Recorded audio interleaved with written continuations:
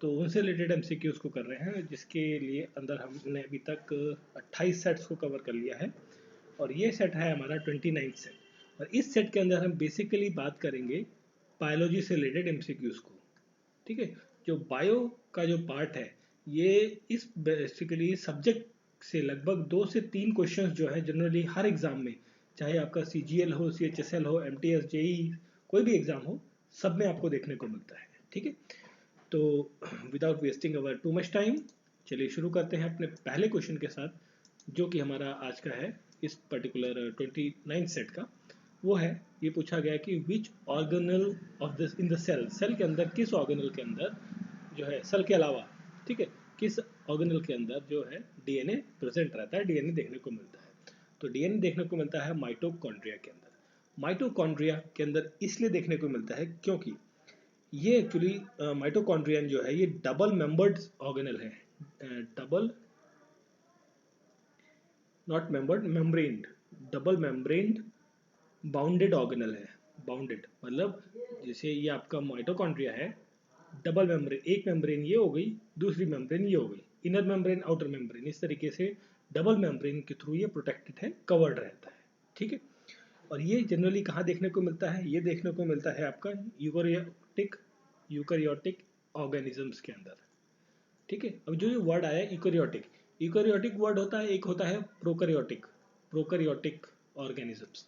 तो इन दोनों के बीच में जो मेन डिफरेंस है वो यही है कि डबल मेम्ब्रेन बाउंडेड ऑर्गेनल, ठीक है, यूकैरियोटिक के अंदर देखने को मिलता है, प्रोकैरियोटिक के अंदर ऐसा कुछ भी देखने को नहीं मिलता। वहाँ पर ये जो पर्टिकुलर सेल होगा वो इंडिविजुअली ऐसे ही पड़ा रहेगा, उसके पास कोई मेम्ब्रेन नहीं होगी यहाँ पे। ठीक है, और जो माइटोकॉन्ड्रिया है, माइटोकॉन्ड्रिया को एक और नाम से जाना जाता है, इसे कहा जाता है power house of the cell, power house of the cell के नाम से भी हम इसे जानते हैं। ठीक, और ये हेल्प करता है किसमें, रेस्पिरेशन के अंदर, सर्कुलेशन में, जो एयर हम इनटेक करते हैं, जो ऑक्सीजन इनटेक करते हैं, वो बॉडी के डिफरेंट डिफरेंट पार्ट्स पे, ऑर्गन्स तक पहुंचा कर फिर वापस जो हम एक्सेल करते हैं कार्बन डाइऑक्साइड, ठीक है, तो उस सर्कुलेशन के अंदर जो हमारा रेस्पिरेटरी सिस्टम है उसके अंदर काफ़ी ज़्यादा इंपॉर्टेंट रोल प्ले करता है माइटोकॉन्ड्रिया। ठीक है, option number D is correct answer. Next देखते हैं, what is not found in animal cell. देखिए दो तरीके के सेल होते हैं, एक एनिमल सेल हो गया, दूसरा होता है प्लांट सेल। तो इन दोनों के बीच में एक्चुअली जो सेलुलोज होगा, इन दोनों में के पास क्या होता है, सेलुलोज।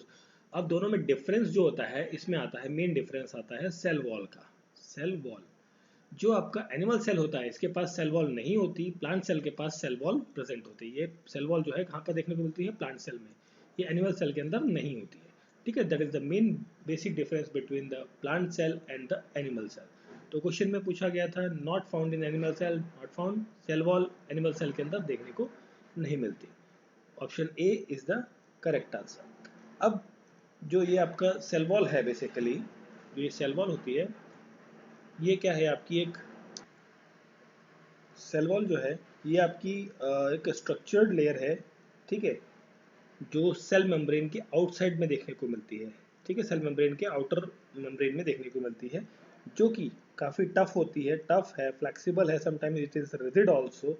ठीक है, जो जनरली कहाँ देखने को मिलती है, फंगाई में, फंगाई हो गया आपका, या आपका प्लांट्स है, एल्गी है, ठीक है, और बैक्टीरियाज हैं, इन जगहों पे ये देखने को मिलती है। ठीक, बट एनिमल सेल्स में ये प्रेजेंट नहीं होती। इसमें एक टर्म आता है, इंपॉर्टेंट टर्म, जिसे कहते हैं टर्गर प्रेशर। ठीक है, ये जो आपका सेल वॉल है, सेलुलोज है, सेल वॉल है, ठीक, सेल वॉल बेसिकली अगर जो हम बात कर रहे हैं सेल वॉल की, तो सेल वॉल जो है ये मेंटेन करने का काम करती है, किसको, टर्गर प्रेशर को। ठीक है, ये क्वेश्चन आया हुआ है, टर्गर प्रेशर को मेंटेन किसके द्वारा किया जाता है, सेल वॉल उस प्रेशर को मेंटेन करती है। फिर देखिए नेक्स्ट क्वेश्चन है हमारा, what is the main reason of large scale diversity. मतलब स्केल डाइवर्सिटी मतलब हम स्पीसीज के बारे में बात कर रहे हैं, स्पीसीज के अंदर जो डाइवर्सिटीज देखने को मिलती है उसका मुख्य कारण क्या है। इसका मेन कारण होता है बेसिकली अगर जो हम बात करें तो ये होता है डीएनए। डीएनए एक्चुअली रिलेटेड है किससे, जीन से, और जीन किससे रिलेटेड है, ये आपका म्यूटेशन से। जेनेटिक म्यूटेशन आपने वर्ड सुना होगा, है ना। तो जो डाइवर्सिटीज आपको देखने को मिलती हैं स्पीसीज के अंदर, चाहे वो एनिमल की स्पीसीज हो या ह्यूमन स्पीसीज है, तो वो जनरली देखने को मिलती है म्यूटेशन की वजह से। जीन म्यूटेशन या सिंपली आप म्यूटेशन वर्ड इस्तेमाल करते हैं। ठीक है, तो क्वेश्चन का करेक्ट आंसर है ऑप्शन नंबर सी। ठीक है, mutation. Next question, which part of animal cell, animal cell का कौन सा पार्ट है जिसे पावर हाउस कहा जाता है? ये भी हमने बात करी थी एक पहले क्वेश्चन के साथ में, वो होता है माइटोकॉन्ड्रिया। माइटोकॉन्ड्रिया को क्या कहा जाता है? Power house of the cell. ठीक है, क्लियर। अभी एक एक्चुअली माइटोकॉन्ड्रिया जो होता है ना, बहुत छोटा ऑर्गन होता है, बहुत मतलब छोटा सा पार्ट है। किसके अंदर? देखिए, ये आपका बड़ा सा सेल है, दिस इज सेल। सेल के अंदर एक छोटा सा पार्ट होता है जिसे कहते हैं mitochondria. This is the power house of the cell, मतलब एक बड़ा सा एरिया, उसके अंदर एक छोटा सा part mitochondria, this is the power house of the cell. छोटा सा पार्ट है इसका सेल का। ठीक है, और जो इन्वॉल्व होता है एनर्जी रिलीज में, किसमें? इसकी हेल्प से क्या होता है? एनर्जी रिलीज होती है। ठीक है, sorry, releasing of energy from the food. जो फूड आप खाते हैं उससे जो एनर्जी आपको मिलती है उसको रिलीज करने के लिए ये भी हेल्पफुल करता है। सर्कुलर रेस्पिरेशन के लिए रिस्पॉन्सिबल रहता है, और इसे हम क्या कहते हैं? पावर हाउस कहते हैं। ठीक है, कई सारी चीजें हुई, कुछ चीजें। तो क्वेश्चन का correct answer option number C. Next question है हमारा, plasma membrane is built up of which of them? Plasma membrane किसका बना होता है? देखिए, जो प्लाज्मा मेम्ब्रेन है ये इसके अंदर जो देखने को मिलता है, ये वो देखने को मिलता है फॉस्फोलिपिड्स। फॉस्फोलिपिड बाई लेयर आपको देखने को मिलती है, डबल लेयर होती है। बाई लेयर मतलब दो लेयर्स। ठीक है, बाई लेयर देखने को मिलती है फॉस्फोलिपिड की। जो फॉस्फोलिपिड है, ठीक है, ये एक तो लिपिड होता है, मतलब phospholipid is a kind of lipid. ठीक है, जिसके अंदर phosphate group, phosphate phosphate group present होता है। ठीक है, फॉस्फेट ग्रुप जो है अटैच्ड होगा किसी लिपिड के साथ में, तो वो क्या कहलाता है? आपका phospholipid, as simple as the definition statement is saying. ठीक है, तो ये लेयर जो है, ये लिपिड बाई लेयर जो है, ये प्रोटीन के साथ इन्वॉल्व रहती है। किसके साथ इन्वॉल्व रहती है? प्रोटीन के साथ। ठीक है, और ये सेल मेम्ब्रेन को कंट्रोल करती है for the movement of the substances, मतलब जो सब्सटेंसेस हैं उनके मूवमेंट में काफ़ी ज़्यादा हेल्प करती है। ठीक है, आउट ऑफ द सेल और ऑर्गन, मतलब जो ऑर्गन है उसके बाहर जाने में या आने में। मतलब देखिए, जो आपका सेल था ना, सेल के अंदर माइटोकॉन्ड्रिया था। अब कोई सा भी ऑर्गन पार्ट है सेल का, माइटोकॉन्ड्रिया को बाहर जाना है, किसी पार्ट को बाहर जाना है इस पर्टिकुलर सेल एरिया से, तो उसको इन आउट ऐसे वाला जो डोरिंग है ना, आना जाना, इन सब चीज़ों में हेल्प करती है। ठीक है, तो अब इसके अंदर कौन सी चीज इन्वॉल्व हो गई? प्रोटीन भी रही आपकी, और क्या रही? लिपिड भी रही। तो ऑप्शन क्या रहा आपका? प्रोटीन भी रही, लिपिड भी रही, तो ऑप्शन रहेगा करेक्ट आंसर। कार्बोहाइड्रेट का यहाँ पर कोई लेना देना नहीं है। ठीक है, तो option D is correct answer. Both lipids and proteins are involve in the plasma membrane, जिसका बना होता है बेसिकली। ठीक है, चलिए फिर देखते हैं हम next question. Which of the following cell organs plays a most important significant role in the protein synthesis? Protein का सिंथेसिस मतलब प्रोटीन का ब्रेक डाउन, उसका पचना, है ना। किसी प्रोटीन खाए तो उसको क्या डाइजेस्ट करते हैं, पचाते हैं, है ना। तो उसका जो उसके लिए जो कौन सा सेल ऑर्गन्स है वो बहुत ज़्यादा इंपॉर्टेंट है, उसका रोल प्ले करता है। ठीक है, वो होता है आपका एंडोप्लाज्मिक रेटिकुलम एंड राइबोसोम। याद कर लीजिए, जहां पर भी प्रोटीन सिंथेसिस की बात आएगी वहां पर आपका करेक्ट आंसर रहेगा हमेशा एंडोप्लाज्मिक रेटिकुलम एंड राइबोसोम। अब जो एंडोप्लाज्मिक रेटिकुलम है, ये वाला वर्ड, ऑप्शन तो बी हो गया करेक्ट आंसर। जो एंडोप्लाज्मिक रेटिकुलम है, ये ऑर्गन फाउंड होता है कहाँ पर? यूकैरियोटिक सेल के अंदर। यूकैरियोटिक सेल्स के अंदर ये देखने को मिलता है। इसके साथ में आपको मिलेगा क्या? राइबोसोम। ठीक है, जो कि इन्वॉल्व होता है प्रोटीन सिंथेसिस के अंदर, एंड साथ में इससे क्या होता है? सीक्रेशन होता है। ठीक है, सीक्रेशन मतलब जब जो प्रोटीन है वो डाइजेस्ट हो गया, जैसे जितनी एनर्जी वहाँ से लेनी थी वो हमने ले ली, कंज्यूम कर ली, फिर जो वेस्ट प्रोडक्ट है उसको सीक्रेट करने का काम करता है। ठीक है, और राइबोसोम जो है आर नॉन मेम्ब्रेन, इसके अंदर देखिए जो राइबोसोम है ये, this is a non membranes membranes RNA protein. ये एक आरएनए प्रोटीन होता है बट नॉन मेम्ब्रेनस, मतलब इसके पास कोई मेम्ब्रेन नहीं होती। ठीक है, कॉम्प्लेक्स प्रोटीन है जो कि जरूरी है किसके लिए? सिंथेसिस के लिए। ठीक है, for the synthesis of whom? Protein के लिए। तो क्वेश्चन का correct answer option number B. फिर देखिए नेक्स्ट क्वेश्चन है, ये match of the following question है। इस क्वेश्चन में पूछा गया कि विटामिन है और उनकी डेफिशिएंसीज हैं, कौन सी करेक्टली मैच्ड नहीं है। ठीक है, तो देखिए जो सबसे पहले हम सिंपल की तरफ से आते हैं, सबसे सिंपल, है ना। तो देखिए सबसे सिंपल आपकी कौन सी दिख रही है इनमें से? सबसे सिंपल आपको दिख रहा होगा बैरी बैरी, है ना? बैरी बैरी किसकी वजह से होती है, किसकी डेफिशिएंसी की वजह से होती है? B1, मतलब ये इसको थोड़ा ध्यान देते हैं, विटामिन डेफिशिएंसीज। बैरी बैरी, बैरी बैरी आपकी किसकी कमी के देखने को मिलती है? विटामिन B1 जो होता है उसकी कमी हो तो आपको क्या देखने को मिलता है? बैरी बैरी नाम की डिजीज। ठीक है, अब B1, B1 विटामिन को एक्चुअली कहा जाता है thiamine, thiamine deficiency. Thiamine, thiamine कहा जाता है, मतलब देखिए साइंटिफिक नेम की बात करें या बायो के टर्म में हम बात करें तो जो B1 है, विटामिन B1, उसे कहते हैं हम थायमीन डेफिशिएंसी। बट यहाँ पर लिखा हुआ है राइबोफ्लेविन। राइबोफ्लेविन जो होता है इसकी कमी की वजह से आपको स्टोमैटिक्स, स्टोमैटिस, स्टोमैटिस नाम की बीमारी देखने को मिलती है। वेरी वेरी नहीं, ठीक है, दैट इज थायमीन। अगर यहाँ पर थायमीन थायमीन होता तो करेक्टली मैच रहता। देखिए सिंपल, सबसे सिंपल हमने उठाया, रॉन्ग पूछा था, करेक्ट आंसर मिल गया ऑप्शन नंबर डी। ठीक है, फिर बाकी जितने भी हैं कैल्सी, सॉरी, कैल्सीटेरॉल, ऑस्टोमैलेशियास, नियासिन, पेलेगेरा, ये सारे जितने भी मैच हैं वो करेक्टली मैच्ड हो रखे। करेक्ट आंसर है आपका ऑप्शन नंबर डी। फिर देखिए नेक्स्ट है मेजर सोर्स ऑफ किसका बताना है आपको? विटामिन सी के बारे में आपको मेजर सोर्स बताना है कि कौन सा मेजर सोर्स है विटामिन सी के लिए। ठीक है, विटामिन सी। तो देखिए विटामिन सी जो है एक अगर जो हम बात करें, ये एक वाटर सॉल्युबल विटामिन होता है, वाटर सॉल्युबल विटामिन है ये।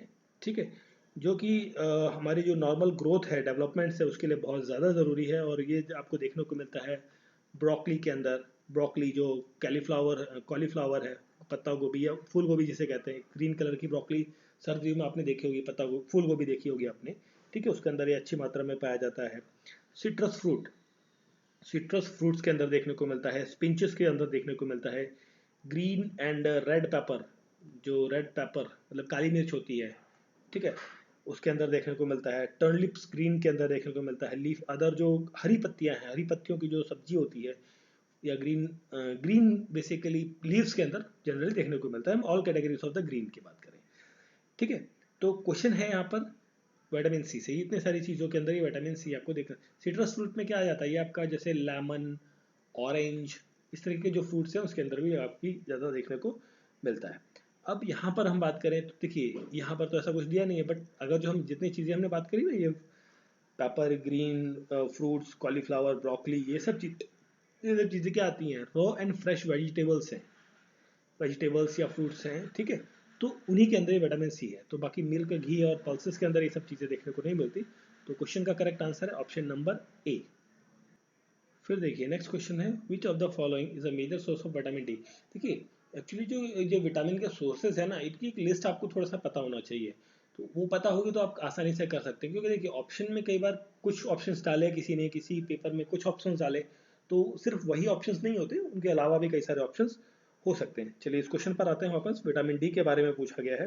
तो विटामिन डी आपको कहाँ से मिलता है? सनरे से। सबसे ज़्यादा आपको धूप की किरणों से विटामिन डी मिलता है। ठीक है, और जो कि बॉडी की स्किन को रिस्पॉन्स करने के लिए काफ़ी ज़्यादा अच्छा रहता है। ठीक है, और अगर जो हम बात करें अदर सोर्सेज के बारे में, तो अदर सोर्स जैसे आपका फिश है या fish liver oil, liver oil है फिश ऑयल जो होता है आपका। ठीक है, एग यॉक्स, ठीक है, अंदर यहाँ पे देखने को मिलता है। ठीक है, these are the few examples of the vitamin D. ठीक है, फिर देखिए next question, which of the following vitamin is used as an antidote to anticoagulant poison. Antidote, antidote मतलब क्या होता है ना कि जैसे कोई पॉइजन ले लिया किसी ने, कंज्यूम कर लिया, तो उसके लिए क्या, उसको एंटीडोट दिया जाता है ताकि उसका तोड़, basically antidote that is a तोड़, a break down of the particular poisonous substance. ठीक, तो एंटीकोगुलेंट बनने के लिए कौन सा विटामिन रिस्पॉन्सिबल है, किसकी हेल्प ली जाती है, ये पूछा गया इसमें। तो वो है विटामिन के। ठीक है, विटामिन के ये इंपॉर्टेंट रोल प्ले करता है किस किसी के लिए, और एक ब्लड क्लॉट जिसे हम कहते हैं खून का या रक्त का थक्का जमाना। जब जैसे आपको चोट लगती है कई बार, तो हाथ में कहीं चोट लगी या कट लग गया, तो क्या है, अगर जो विटामिन के की मात्रा आपकी बॉडी के अंदर अच्छी मात्रा में है, प्रचुर मात्रा में है, तो जब कट लगेगा या चोट लगेगी, तो उस टाइम पर जो ब्लड है वो वहाँ पर एक जो घाव पर है वो जम जाएगा। ठीक है, तो जम जाने की वजह से आपका एक्स्ट्रा ब्लड या और ज़्यादा ब्लड आपका नहीं बहेगा, ठीक है। अगर जो इसकी कमी होगी तो ब्लड क्या है, लगातार बहता रहता है। तो ये एक्चुअली जैसे शुगर के पेशेंट्स होते हैं तो उनको जब कट लग जाता है तो उनका जो घाव है वो जल्दी नहीं भरता है ना। तो इस तरीके के जो केसेस हैं वो यहाँ पर देखने को मिलते हैं, ब्लड क्लॉटिंग वगैरह चीज़ें यहाँ पर होती है। विटामिन के को एक और नाम से जाना जाता है, it is also called as anti haemorrhagic factor के नाम से जानते हैं, ठीक है। ये कहते हैं एंटी हेमोरेजिक फैक्टर, ठीक है, जो कि एंटीडोट का तरह काम करता है टू एंटी कोआगुलेटिंग पॉइजन की तरह, ठीक है, जो क्लॉट फॉर्मेशन या रिड्यूस ब्लीडिंग के लिए रिस्पॉन्सिबल रहता है विटामिन ए के, ठीक है। चलिए फिर हम बात करें आगे नेक्स्ट क्वेश्चन की। तो नेक्स्ट क्वेश्चन है हमारा the deficiency of vitamin D. तो विटामिन डी है उसकी वजह से कमी होगी, जब उसकी डेफिशिएंसी होगी तो कौन सी बीमारी आपको देखने को मिलती है। तो वो देखने को मिलती है यहाँ पर डी की वजह से आपको एक तो मिलेगी रिकेट्स, दूसरी मिलेगी ऑस्टोफेसिस, ठीक है। अब विटामिन डी की वजह से एक्चुअली विटामिन डी लेवल जो है इसकी वजह से ऑस्टोफेसिस, रिकेट, कैंसर, डिप्रेशन, ठीक है, डिप्रेशन या आपका रिकेट हो गया, ये सारी तरीके की चीज़ें जो आपको देखने को, कैंसर भी देखने को मिलता है। और डी का सोर्स क्या था आपका, सनलाइट, आपको ध्यान होगा सनलाइट या लिवर, फिश लिवर ऑयल, इस तरीके की चीज़ें जो सोर्स थी इनकी डेफिशिएंसी की वजह से ऑस्टोफेसिस और रिकेट्स। तो मतलब option D is correct answer, both 1 and C. Beriberi किसकी वजह से था, बेरी बेरी था आपका विटामिन B1 की वजह से, ठीक है, जिसे हम कहते हैं थायमीन। हमने बात करी थी अभी पिछले एक दो क्वेश्चन पीछे, ठीक है। अब यहाँ पर जो ऑस्टियोफोरोसिस है ये एक्चुअली जो है बोन की वजह से होता है, हड्डियों की वजह से, बोन्स के अंदर जो कमज़ोर हो जाती हैं, टूट जाती हैं जल्दी, मतलब इजीली ब्रेक डाउन हो गई, मतलब कोई होता ना कि बहुत ज़्यादा बीमारी, बच्चा गिरा या उसको आपने हल्का सा भी टच किया तो क्या बहुत ज़्यादा वीक है, बहुत ज़्यादा कमी है, तो वो क्या ब्रिटल हो जाएगी, हड्डियाँ उसकी बिल्कुल चकनाचूर हो जाती हैं, ठीक है। और रिकेट जो है, रिकेट भी आपके बच्चों के अंदर देखने को मिलती है जिसके अंदर हड्डियाँ बेसिकली क्या बोन्स से रिलेटेड प्रॉब्लम्स है दोनों, रिकेट्स और ऑस्टियोफोरोसिस, ठीक है, both are the problems related to the bones. Next है which of the following is synthesised by intestinal bacteria. अब देखिए इंटेस्टाइनल बैक्टीरिया क्या होता है ना, एक आपने एक ड्रिंक का नाम सुना होगा जो बच्चों को अक्सर पिलाते हैं, याकुल्ड, याकुल्ड, ठीक है। तो ये क्या होता है एक्चुअली, ये प्रोबायोटिक ड्रिंक होती है, बैक्टीरिया बेसिकली ये बैक्टीरिया होते हैं तो जो बच्चों के डाइजेशन सिस्टम के लिए अच्छे रहते हैं, ठीक है। तो इसमें से वो कौन सा विटामिन इंटेस्टाइनल बैक्टीरिया में हेल्प करता है सिंथेसाइज करने में, तो वो विटामिन है आपका विटामिन, इसमें दो एक्चुअली वर्क करते हैं। तो एक होता है विटामिन B12, ठीक है, इसको वैसे लिख के, अगर जो हम वैसे लिखें विटामिन B12 इस तरीके से लिख सकते हैं इसे, ठीक है, विटामिन B12, और साथ में रहता है यहाँ पर क्या आपका विटामिन के, ठीक है, मतलब दोनों सही है। तो करेक्ट आंसर आपका ऑप्शन नंबर डी रहेगा, both A and C as the correct option, ठीक है। इंटेस्टाइनल बैक्टीरिया जो है ये अपेरेंटली ज़्यादा इंपॉर्टेंट होते हैं टू एनिमल न्यूट्रिशन में, ठीक है। और के विटामिन के जो है आपका, जैसे थायमीन है, राइबोफ्लोमीन, नियासिन और बायोटिन जो है वो इसके अंदर सिंथेसाइज हो जाते हैं, ठीक है। तो क्वेश्चन का correct answer option number D. फिर देखिए ये थोड़ा सा घुमा के क्वेश्चन है, क्वेश्चन वही है, आंसर भी वही है। किस विटामिन की डेफिशिएंसी की वजह से डिजीज स्लो ब्लड कोआगुलेशन, मतलब जो हम ब्लड क्लॉट की बात कर रहे थे, स्लो ब्लड कोआगुलेशन वही सेम चीज़ है, बट पूछने का तरीका थोड़ा सा चेंज कर दिया, लैंग्वेज चेंज कर दी है, ठीक है। तो कंफ्यूज नहीं होना है, जहाँ पर ब्लड की बात आए तो ब्लड से रिलेटेड एक ही विटामिन आपका रिस्पॉन्सिबल रहता है, हेल्पफुल रहता है, वो है विटामिन के, ठीक है, जो ब्लड क्लॉट वगैरह के लिए रिस्पॉन्सिबल है, अच्छा है उसके लिए। फिर देखिए नेक्स्ट क्वेश्चन है which of these is the most abundant element, sorry सबसे ज़्यादा प्रचुर मात्रा में ह्यूमन बॉडी के अंदर क्या देखने को मिलता है, ठीक है। तो ये है आपका ऑक्सीजन, सबसे ज़्यादा ऑक्सीजन है ह्यूमन बॉडी के अंदर। 6 एलिमेंट आपको देखने को मिलते हैं, 6 एलिमेंट, और वो 6 एलिमेंट कौन से हैं, एक है ऑक्सीजन, दूसरा carbon, hydrogen, nitrogen, calcium and phosphorus. ये 6 एलिमेंट्स आपके ह्यूमन बॉडी के अंदर मिलते हैं, बट इनमें सबसे ज़्यादा क्वांटिटी में आपको देखने को मिलती है ऑक्सीजन, ठीक है। और ऑक्सीजन की कितनी मात्रा होती है हमारी बॉडी के अंदर, कभी पूछा जाए तो आप कह सकते हो 65% जो है ऑक्सीजन की मात्रा हमारी बॉडी के अंदर देखने को मिलती है। तो oxygen is the correct answer. बहुत ही सिंपल क्वेश्चन, बेसिक क्वेश्चन, सभी को पता होगा। Number of bones in an adult, adult के अंदर जो नंबर ऑफ बोन्स हैं वो कितनी होती हैं भाई? एडल्ट के अंदर कितनी, 204 या 206 या 208? भाई देखिए सबको पता है कि जो वो अडल्ट हैं उनके अंदर 206 हड्डियाँ होती हैं, 206 बोन्स होती हैं। बट जब एक बच्चा जन्म लेता है, इन्फेंट जब जन्म लेता है, बच्चा जब जन्म होता है, तो उस टाइम पर एट द टाइम ऑफ, अगर जो हम बात करें बर्थ के टाइम पर, जन्म के टाइम पर जो बोन्स होती है उनकी संख्या होती है 270। इंटरेस्टिंगली है, जब पैदा हुआ कोई बच्चा तो उसकी 270 हड्डियां हैं, और जब वो एडल्ट बना, मतलब 18 साल 20 साल के आसपास हुआ, 21 साल का हुआ, तब जाके उसकी हड्डियां कम हो जाती हैं। क्यों? क्योंकि ये क्या है ना, आपस में क्या है, डिफ्यूज होकर, मतलब जो छोटी छोटी हड्डियां थी वो आपस में जुड़ जुड़कर ज्वाइंट होकर एक बड़ी हड्डी बन गई है ना। मतलब हाथ बच्चों के कैसे आपने बहुत देखे होंगे ना, बहुत ज़्यादा फ्लेक्सिबल होते हैं, कहीं भी मुड़ जाते हैं। तो जब वो हाथों की, जैसे ये हाथ का एक सेक्शन है हड्डियों का, जब बच्चा है तो उसकी ये तीन तीन सेक्शंस में बटा हुआ है। जैसे ही ग्रो हुआ, बड़ा हुआ, तो ये सेक्शन जो है वो एक बन गया, एक सेक्शन में बन जाता है, तो इसलिए हड्डियां जो है कम हो जाती हैं। तो बर्थ के टाइम पे 270, और at the time of adult time के 206 हड्डियां। नेक्स्ट क्वेश्चन, बहुत सिंपल क्वेश्चन है ये भी। विच of the following is the smallest bone of the human body? Human body के अंदर सबसे छोटी हड्डी कौन सी होती है? वो होती है staple. Option number A is the correct answer. Staple ये सबसे छोटी हड्डी होती है, और ये कहाँ पर आपके लोकेटेड होती है? मिडल ईयर के अंदर, मिडल ईयर, कान के पास, ठीक है, सबसे छोटी हड्डी होती है, ठीक है। और जिसके अंदर जो है एक्चुअली वाइब्रेशन, जो साउंड हमको सुनाई देता है, वो वाइब्रेशन का काम करती है, ठीक है। मिडल, देखिए हड्डियों के अंदर कान की जो हड्डियां हैं, ईयर है, कान है, ये इसके अंदर तीन हड्डियां आपको देखने को मिलती हैं, तीन इंपॉर्टेंट बोन्स हैं।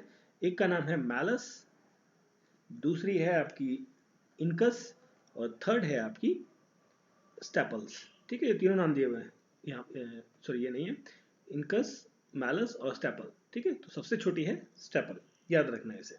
नेक्स्ट क्वेश्चन है हमारा, नेक्स्ट क्वेश्चन में पूछा गया कि how many pair of nerve arises from the spinal cord? Spinal cord से कितनी नर्व्स निकलती हैं, ये पूछा है। हाउ मेनी पेयर्स है, ठीक है, पेयर है यहाँ पे, पेयर की बात कर रहा है यहाँ पे, सिंगल की बात नहीं कर रहा है। तो पेयर में अगर जो हम बात जाते हैं, तो ये पेयर्स हैं 31 पेयर्स। तो क्वेश्चन का correct answer option number B, 31 pairs of peripheral nerves जो जाती हैं, अराइज करती हैं स्पाइनल कॉर्ड से। अब इसके अंदर 8 जो होती हैं वो होती हैं सर्वाइकल के लिए, ठीक है, 12 होती हैं थोरैकिक के लिए, थोरैसिक्स के लिए, और 5 होती हैं लंबर्स के लिए, ठीक है। और 5 के बाद आपकी 5 और होती हैं सैक्रल की, और एक होती है कोकी, सॉरी, एक होती है कोसी, कोसीजियल की, ठीक है, कोसीजियल। तो इतना इंपॉर्टेंट नहीं है, बट मैंने बता दिया कितना डिवीजन रहता है, 8 12 5 5 1 1, ठीक है, ठीक है। तो पेयर ऑफ स्पाइनल नर्व्स के बारे में पूछा गया था, तो 31 पेयर, दैट मीन्स 62 होती हैं, बट पेयर्स में हम 31 ले रहे हैं उसे। नेक्स्ट क्वेश्चन है, what happens during the photosynthesis in green plants? ठीक है, यहाँ पे मिसिंग हो गया, प्लांट्स भी हो गया यहाँ पे वर्ड, ठीक है। जब ग्रीन प्लांट्स के अंदर फोटोसिंथेसिस की प्रक्रिया होती है, तब वहाँ क्या देखने को मिलता है?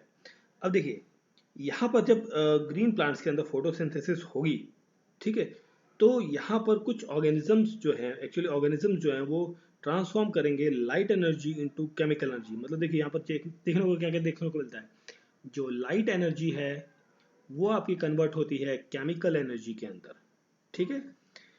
अब केमिकल एनर्जी में कन्वर्ट हो गई, बट कैसे? By taking the water from the, water जो है बेसिकली कहाँ से लिया जाता है? रूट से, रूट से पानी लिया गया, एंड कार्बन डाइऑक्साइड, देखिए रूट से क्या लिया? कार्बन डाइ वाटर लिया रूट से, कार्बन डाइऑक्साइड लिया एटमॉस्फेयर से, सनलाइट ली, ठीक है। प्लांट्स ने इन सभी चीज़ों को लिया और कन्वर्ट किया किसमें? ग्लूकोज में। ग्लूकोज में, ग्लूकोज कह लीजिए या फिर आपका यहाँ का शुगर कह लीजिए, ठीक है। और साथ में इसके साथ रिलीज करता है ऑक्सीजन। अगर जो इसी चीज़ को हम सिंपली एक केमिकल रिएक्शन के टर्म में लिखें, तो देखिए कार्बन डाइऑक्साइड हुई, ठीक है, कार्बन डाइऑक्साइड इसने इनटेक करी, प्लस पानी लिया, पानी लिया, कार्बन डाइऑक्साइड लिया, किसकी प्रेजेंस में? सनलाइट आई, आपकी सनलाइट आई, और क्लोरोफिलिक रिएक्शन हुई, फोटोसिंथेसिस। देखिए ग्रीन है तो ग्रीन में क्या है? क्लोरोफिल होगा, क्लोरोफिल भी आपका यहाँ पर इन्वॉल्व रहा, ठीक। तो इसकी वजह से ग्लूकोज बना। भाई ग्लूकोज क्या होता है आपका C6H12O6 और प्लस साथ में आपको क्या रिलीज किया, ऑक्सीजन, जो कि ह्यूमन बॉडी इनटेक करती है। अब देखिए फोटोसिंथेसिस में पूछा गया था होता क्या क्या है ग्रीन प्लांट के जब फोटोसिंथेसिस होगा, तो intake of nitrogen and oxygen. भाई नाइट्रोजन ऑक्सीजन का तो मेरे ख्याल से मतलब ही नहीं, नाइट्रोजन का तो नाम ही नहीं आया, तो फर्स्ट तो गलत हो गया।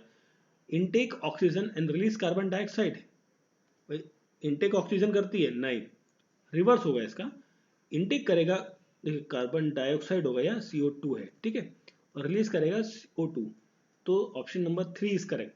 इनटेक किया कार्बन डाइऑक्साइड, रिलीज किया oxygen, the option C is the correct answer. बहुत सिंपल क्वेश्चन है, ज्यादा कोई ट्रिकी नहीं है। Next question, the brain is responsible for which type of flow, which of the following, brain किसके के लिए रिस्पॉन्सिबल होता है। तो देखिए ब्रेन जो है आपका रिस्पॉन्सिबल होगा किसके लिए, ब्रेन से आप क्या करते हैं, सोचते हैं, थिंक करते हैं, रेगुलेट करते हैं हार्ट बीट्स को। ब्रेन से समटाइम्स क्या होता है ना कि आप किसी चीज़ के बारे में सोच रहे हैं, आपको कुछ घबराहट हो रही है, टेंशन हो रही है, या आप काम है, तो उसे क्या हार्ट बीट पर भी इफेक्ट पड़ता है ना, बॉडी को बैलेंस करने में, balancing the body. Balancing body का मतलब हो गया कि भाई बॉडी है बैलेंस, आप खड़े हैं नॉर्मली, तो उसके लिए भी क्या है, ब्रेन आपका रिस्पॉन्सिबल है। आप लेटे हैं तो उसके लिए भी रिस्पॉन्सिबल है, एक टांग पर खड़े हो रहे हैं तो उसके लिए भी रिस्पॉन्सिबल है। तो जो भी एक्टिविटीज आप कर रहे हैं उस सब के लिए कौन रिस्पॉन्सिबल है, बेसिकली वर्क करता है वो आपका ब्रेन। तो क्वेश्चन का करेक्ट आंसर है option number D, all of the above.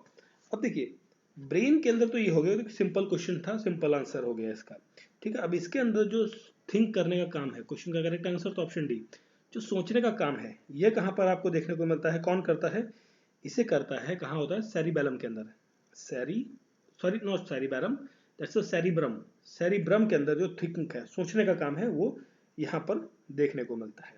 अब हार्ट बीट को रेगुलेट करने का काम जो है वो जो आपका सर है, ब्रेन है, हेड है, उसका कौन सा पार्ट करता है, हार्ट बीट को रेगुलेट करने का काम करता है आपका मेडुला एब्लोंगाटा, एब्लोंगाटा, ठीक है, मेडुला एब्लोंगाटा, जो कि आपकी हार्ट बीट्स को रेगुलेट करने का काम करता है, हार्ट बीट रेगुलेटर और लंग्स को कंट्रोल करने का काम करता है। और जो बॉडी का पोस्चर है, मतलब आप बैठे हैं, खड़े हैं, चल रहे हैं, जो भी पोजीशनिंग है बॉडी की, उसके लिए जो आपका ब्रेन है, ब्रेन का कौन सा पार्ट करता है, वो होता है आपका सेरिबैलम, ठीक है, सेरिबैलम। थिंकिंग के लिए सेरिब्रम, बैलेंसिंग के लिए बैलम, और हार्ट बीट्स को रेगुलेट करने के लिए आपका मेडुला एब्लोंगेटा। हार्ट जो आपका ब्रेन है ना, बेसिकली ब्रेन वो इन 3 पार्ट्स में डिवाइडेड है, तो इन 3 पार्ट्स का अलग अलग काम है, फंक्शनिंग है, ठीक है। ध्यान रखिए, इस तरीके के क्वेश्चन भी कई बार पूछे जाते हैं कि मेडुला एब्लोंगेटा क्या करता है, हार्ट बीट हो गया, आपका लंग्स हो गया, इन चीज़ों को क्या करता है, फंक्शनिंग को कंट्रोल करने का काम करता है। चलिए फिर देखिए next question, which of the following is the strongest part of the body, हमारे शरीर का सबसे मजबूत हिस्सा कौन सा है, वो होता है हमारा इनेबल, इनेबल, ठीक है। इनेबल एक आउटर कवरिंग है किसकी, टूथ की, दांत जो होते हैं ना, दांत, दांत की जो आउटर कवरिंग है ना टीथ की, that is the strongest part, ठीक है, हमारी बॉडी के अंदर सबसे ज्यादा स्ट्रांग होते हैं, ठीक है, जो कि जब आप किसी चीज को काटते हैं, चबाते हैं, तो वही हेल्प करते हैं, है ना, तो enamel is the strongest part of the body. फिर देखिए नेक्स्ट क्वेश्चन है, ये भी बहुत simple question, bones are held together, bones जो है हड्डियां एक दूसरे के साथ जुड़ी होती हैं, लगी होती हैं बाय एक इलास्टिक टिश्यू, और वो इलास्टिक टिश्यू का नाम क्या है। आपने एक वर्ड सुना होगा, जब आप चल रहे होते हैं, जैसे मोच आ गई, है ना, चलते चलते जैसे पैर में मोच आ गई, ठीक है, या हाथ में मोच आ गई, कहीं भी मोच आती है, ठीक है, या तो आपने एक वर्ड सुना होगा लिगामेंट, लिगामेंट रप्चर हो गया, मांस फट गया, है ना। तो जो मांस होता है, बेसिकली लिगामेंट क्या होता है कि मांस होता है, जो आपकी बॉडी के अंदर हड्डियों के आसपास का जो चर्बी है, मांस है, दैट इज कॉल्ड लिगामेंट, ठीक है। बोन्स जो है एक दूसरे के साथ जुड़ी होती है इलास्टिक मटीरियल टिश्यूज के साथ, वो टिश्यूज कौन से हैं, लिगामेंट, जिसे हम हिंदी में कहते हैं मांस, ठीक है। तो अगर जो मांस ना हो तो क्या हड्डियां एक जगह रुक पाएंगे, तो भाग जाएंगी ना, उनको पोजीशन पर रखने का वाला काम कौन करता है, लिगामेंट करता है, ठीक है। ये आपका एक टफ फ्लेक्सिबल आपका फाइब्रस बॉन्ड होता है टिश्यूज के बीच में, जो रखता है bond, end to end of the bones को एक साथ में रखता है ये, ठीक है। अब इसके अंदर एक और चीज आती है, वर्ड होता है जिसे कहते हैं हम टेंडन, ठीक है। टेंडन्स जो है बेसिकली क्या होती है, टेंडन कॉर्ड्स होती हैं, ठीक है, जो कि कनेक्टिव टिश्यू का काम करती हैं, मसल्स के अंदर एक बोन्स को दूसरे बोन्स के साथ में कनेक्ट करने के लिए, ठीक है। तो क्वेश्चन का correct answer ligament. Next question है which are the following gases is essential for photosynthesis process. Photosynthesis के प्रोसेस के लिए कौन सी गैसेस एसेंशियल है, बहुत ज़्यादा ज़रूरी है। अभी हमने एक रिएक्शन लिखी थी, carbon dioxide plus water, sunlight थी यहाँ पर क्लोरोफिल था, और साथ में क्या निकल रहा था, यहाँ निकल रहा था आपका शुगर, देखिए C6H12O6 प्लस ऑक्सीजन निकल रहा था, है ना। तो कौन सी गैस भैया रिस्पॉन्सिबल है फोटोसिंथेसिस के लिए, carbon dioxide, option number D carbon dioxide is the correct answer, ठीक है। नेक्स्ट क्वेश्चन है हमारा विच of the following colored wavelength of light are strongly absorbed by the plant के द्वारा कौन सी टाइप की वेवलेंथ, मतलब हर लाइट की वेवलेंथ अलग अलग है ना भाई। जैसे रेड लाइट, अब जो ट्रैफिक लाइट में आप देखते हैं लाल कलर की लाइट, तो उसकी वेवलेंथ अलग है, आपको दूर से चमक जाती है, दिख जाती है कि भाई लाल है, कुछ खतरा है, डेंजर है, स्टॉप होना है, रुकना है ना। तो कौन से कलर की वेवलेंथ की जो लाइट है वो स्ट्रांगली सबसे ज़्यादा एब्जॉर्ब की जाती है प्लांट्स के द्वारा, तो ये पूछा गया है। तो वो एब्जॉर्ब की जाती है आपकी blue and red, blue colour की और ब्लू एंड रेड कलर की जो लाइट होती है, कलर होता है बेसिकली लाइट का कलर, वो सबसे ज़्यादा एब्जॉर्ब किया जाता है प्लांट्स के द्वारा, ठीक है। अब देखिए जो प्लांट्स हैं, प्लांट्स के अंदर ग्रीन कलर होता है, कोई प्लांट्स हैं, प्लांट्स के अंदर क्या होता है, ग्रीन कलर, आपने देखा ही है, ग्रीन कलर के पत्ते वगैरह सब होते ही हैं। पिगमेंट जो होता है, ये इस पिगमेंट, ग्रीन कलर का जो पिगमेंट होता है, इसे कहते हैं क्लोरोफिल, ठीक है। और क्लोरोफिल जो होता है ये एब्जॉर्ब करता है कौन सी वेवलेंथ्स को, ठीक है, वेवलेंथ ऑफ लाइट को, मतलब लाइट बेसिकली जो हरी पत्तियां है ना, वो उसका जो क्लोरोफिल पार्ट है वो लाइट को एब्जॉर्ब करने का काम करता है, ठीक। और wavelength of light, different wavelength of light को एब्जॉर्ब करता है, बट जो बेस्ट सुटेबल है वो उसके लिए है ब्लू और रेड का, ठीक है, जो कि विजिबल स्पेक्ट्रम के अंदर आते हैं। विजिबल स्पेक्ट्रम जिसे हम कहते हैं विबग्योर, विबग्योर का नाम सुना ही होगा आपने, ये वर्ड जानते ही होंगे ना, रेनबो के कलर्स, ठीक, इस स्पेक्ट्रम के अंदर आती है, जिसके अंदर जनरली रेड कलर, जो आपकी रेड का जो वेवलेंथ है, वेवलेंथ वो सबसे ज्यादा है, रेड यहाँ पर लास्ट में ना, रेड का वेवलेंथ सबसे ज्यादा है, और जो ब्लू है यहाँ पर, ब्लू, तो ब्लू का सबसे वेवलेंथ कम रहेगा यहाँ पर, ठीक है। तो इन रीजन को वो एब्जॉर्ब करती है। ग्रीन लाइट जो है वो absorb is not absorbed but reflected, but जो अगर जो इस पर ग्रीन लाइट पड़ जाए ना, कि जो पत्ती है, पत्ती के ऊपर ग्रीन लाइट अगर देखिए खुद ही ग्रीन है, ग्रीन को वो एब्जॉर्ब नहीं करेगा, वो क्या करेगा, रिफ्लेक्ट करेगा। बेटा भाई आए हो मेरे जैसे ही तो हो, मैं तुमको लेके क्या करूंगा भैया, जाओ यहाँ से यहाँ भेज देगा, आगे आगे जा, रिफ्लेक्ट कर देगा, है ना। तो एब्जॉर्प्शन का काम ब्लू और रेड करती है, ठीक है, चीजें समझ में आ गई। चलिए आगे बढ़ते हैं। नेक्स्ट क्वेश्चन है most of the gases on earth is produced by, अब देखिए sorry not gases, that's oxygen, हम बात कर रहे हैं O2 ऑक्सीजन की। तो ऑक्सीजन जो धरती पर है, ठीक है, वो सबसे ज्यादा कौन प्रोड्यूस करता है, ठीक है, प्लांट्स प्रोड्यूस करते हैं, नहीं, सबसे ज्यादा प्रोड्यूस करता है उसे, ट्रीज नहीं करते, पैडी फील्ड नहीं करती, ग्रासेस नहीं करती, उसे करते हैं सबसे ज्यादा एल्गी, एल्गी जिसे हम कहते हैं काई, है ना। एल्गी सबसे ज़्यादा प्रोड्यूस करती है ऑक्सीजन, और ये लगभग जो दुनिया का ऑक्सीजन है, अगर जो हम मान लें 100 यूनिट ऑफ ऑक्सीजन दुनिया में है, तो उसका लगभग 50 से 85%, मतलब कुछ एरियाज में जो आपके मार्शी लैंड्स हैं, जो दलदली इलाके हैं जहाँ पर पानी ज़्यादा रहता है, ठीक है, लेक्स हैं, इन सब जो इकोलॉजिकल बैलेंस के अकॉर्डिंग जो एरियाज हैं, बेसिकली इकोलॉजिकली सुटेबल एरियाज हैं, तो उन एरियाज में ज़्यादा रहता है, बट इन जनरली ये 50% से 65-85% के बीच में ये रेंज है अप्रॉक्सीमेटली, कहीं ज़्यादा कहीं कम। इतनी ऑक्सीजन दुनिया भर में प्रोड्यूस की जाती है एल्गी के द्वारा, सिर्फ एल्गी के द्वारा है, प्लांट्स और बाकी चीज़ें करती हैं, बट ऑलमोस्ट ये कह लीजिए कि 50% ऑफ द एयर जो है, एयर में ऑक्सीजन, वो उसका प्रोडक्शन करता है आपका एल्गी। अब एल्गी के अंदर प्रोड्यूस करता कौन है ये ऑक्सीजन, मतलब एल्गी जो होता है आपका, है ना, तो इसमें एक कौन सा वाला एल्गी, उस एल्गी को कहते हैं हम फाइटो प्लैंकटन, ठीक है, फाइटो प्लैंकटन, ठीक है। और फाइटो प्लैंकटन बेसिकली क्या है, ये एक एल्गी का नाम है, ठीक है, एल्गी का जो साइंटिफिक नेम है that is called phyto plankton.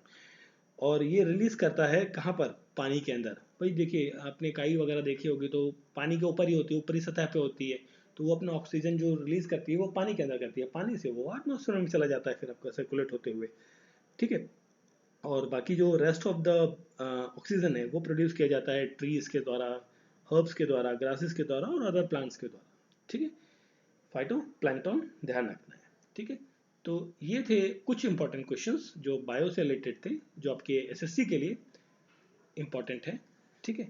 और भी कुछ और क्वेश्चंस को हम बायो से स्पेशली हम बायो को अभी थोड़ा सा फोकस करेंगे, तो ताकि बायो से रिलेटेड जो भी एक दो क्वेश्चंस आते हैं एक्चुअली फिक्स आते हैं, इसमें फिक्स क्वेश्चंस होते हैं, 2 से 3 क्वेश्चन तो आपको जरूर मिल जाएंगे, ठीक है। तो एटलीस्ट कम से कम जो 25 क्वेश्चंस आते हैं 25 में से 2 से 3 क्वेश्चंस तो एटलीस्ट हम अच्छे से कर सकें, जो स्पेशली बायो के हैं जिन्हें हमें पता है कि यहाँ से आने हैं, और बहुत टफ नहीं आते, सिंपल सिंपल आते हैं, ठीक है।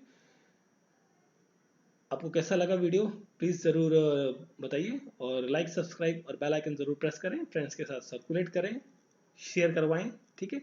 ताकि देखिए आप जितना ज़्यादा शेयर करेंगे, लाइक करेंगे, तो उतने ज़्यादा लोग बढ़ेंगे, तो वो क्या है ना, मेरे लिए मोटिवेशन का काम करता है ना, कि मैं और अच्छे वीडियोज़ बनाऊँ आपके लिए, ठीक है। तो प्लीज़ इस चीज़ का ध्यान रखिए। मिलते हैं नेक्स्ट वीडियो में। Thank you for watching.